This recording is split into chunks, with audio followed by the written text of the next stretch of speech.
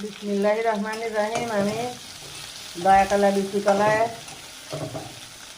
রান্না করব চিংড়ি মাছ দিয়ে। এইভাবে বেছে নিয়েছি সেদ্ধ করে। লবণ, গুঁড়ো মশলাগুলো সব দিয়ে দিলাম।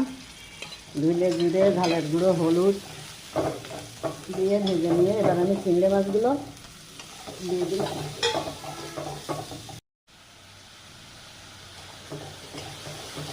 চিংড়ি মাছ কষানো হয়ে গেছে, এবার আমি কলাগুলো দিয়ে দিচ্ছি। দিয়ে এবার ঝোলের পানি দিয়ে দেবো।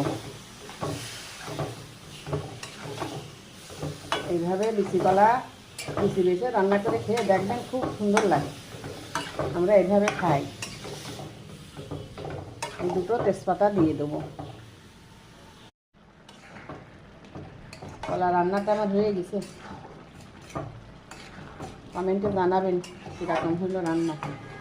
চিংড়ি মাছ দিয়ে বিচি কলা বেছে ফেলে দিছি। আমরা এইভাবে রান্না করে খাই, সব রকম মশলা দিয়ে। আল্লাহ হাফেজ।